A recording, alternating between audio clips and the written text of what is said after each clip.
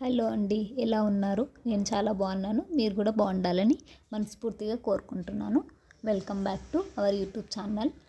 నేను ఈరోజు లంచ్కి వచ్చేసి అన్నం చేసేసి కొంచెం బీరకాయ చట్నీ చేశానండి.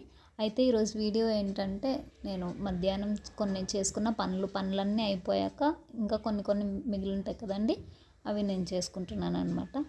ఇంట్లో 24 గంటలు పని పడుతూనే ఉంటుందండి. ఒకదాని తర్వాత ఒకటి అలా లంచ్ చేసేసిన వెంటనే కొన్ని పాత్రలన్నీ పడ్డాయండి. అవన్నీ కడిగేసుకుంటున్నాను అనమాట. పాత్రలు కడిగే విషయంలో అయితే చాలా లేజీ అండి. కానీ పిల్లలు పుట్టాక ఎలా వచ్చిందో ఏంటో ఇంత ఓపిక తెలియదు. కానీ నా చిన్న పాప పుట్టిన తర్వాత చాలా ఓపిక వచ్చేసిందండి. పాత్రలు అయితే పొద్దున్న సాయంత్రం కడిగేస్తానండి. వంటిల్లు అయితే చాలా చిన్నదనమాట. ఇంకా సింక్ అయితే మరీ చిన్నది. ఒక గిన్నె పెట్టేసిన సింక్ అంతా నిండిపోయినట్టే కనిపిస్తుంది. వచ్చేసి అద్దె ఇంట్లో ఉంటామండి బెంగళూరులో. పాస్ట్ 20 ఇయర్స్గా మా వారు ఇక్కడే ఉన్నారనమాట. తోమేసుకోవడం అంతా అయిపోయిందండి. అయిపోగానే నేను ఊరు నుంచి తెచ్చుకున్న చిన్న గుర్నెలు అంటారు కదండి, అవి గుర్తొచ్చాయన్నమాట. ఇంకా పొడి కూడా చేసి పెట్టేద్దాం అని తీసుకున్నాను అనమాట. ఫస్ట్ అయితే కడాయిలో కొన్ని విత్తనాలు వేసుకున్నాను. శనగిత్తనాలు అంటారు కదా, అవి వేసేసుకొని బాగా వేపేసుకున్నాను అనమాట. ఇలా చూసారు కదా, అవి బాగా వేగిపోయిన తర్వాత నెక్స్ట్ అదే కడాయిలోనే మరి చిన్న గుర్నెలు అవి కూడా వేసుకొని సిమ్లో పెట్టేసి వేగించేసుకున్నానండి.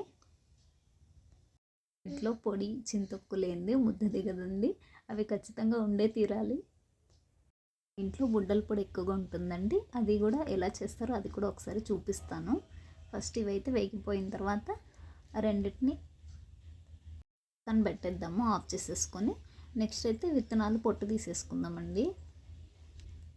అయితే పొట్టు ఇంట్లోనే తీస్తున్నాను అనమాట. ఎందుకంటే బయట తీయలేము. బయట పక్కన కింద ఇల్లులు ఉంటాయి కదండి, అందుకే వాళ్ళకి ఇబ్బంది కాకూడదని ఇంట్లోనే తీసేస్తున్నాను అనమాట. అవి చల్లారే లోపు ఇవి తీసేసుకుందాము. ఇంకా ఇవి చల్లారిపోయండి.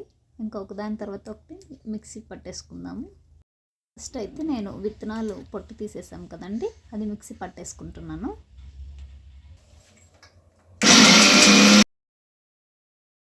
వీడియోస్ మీకు నచ్చుతున్నాయా? అయితే సబ్స్క్రైబ్ చేసుకోండి. తర్వాత చిన్న గుర్నెలు కూడా మిక్సీ పట్టేసుకున్నానండి. ఇంకా మనం వేయించిన బుడ్డల పొడి ఇది రెండు ఒకే దాంట్లో వేసేసుకొని మొత్తం నీట్గా కలిపేసుకోండి కలిసేలాగా. రెండింటిని కలిపి మళ్ళీ మిక్సీ పట్టాలండి. దాంట్లోకి కొంచెం ఉప్పు, ఒక 2 స్పూన్లంత కారము, కొంచెం జీలకర్ర, కొన్ని కరివేపాకు రెబ్బలు వేసేయండి. దానిని అంతా మొత్తం కలిపేసుకుందాము. సరే కదా, ఇలా మొత్తం కలిపేసుకున్నాం కదా. మనము మామూలుగా గుర్నూలు సపరేట్గా ఒకటే వేసుకొని చేసుకోవచ్చండి. కావాలంటే విత్తనాలు వేసుకోవచ్చు, లేదంటే లేదు. నాన్నమ్మ అయితే ఇలానే చేసేది, అందుకే నేను ఇలాగే చేస్తున్నాను. అయితే మా పాప బట్టలన్నీ మడతేసాను అనమాట. తన కోసం ఈ స్టోరేజ్ ఆర్గనైజర్ని వాడుతున్నాను. దాంట్లో అన్నీ పెట్టేస్తున్నాను అనమాట. ఇదైతే నేను ఫ్లిప్కార్ట్లో తీసుకున్నానండి. ఇది 500 అలా పడింది నాకు.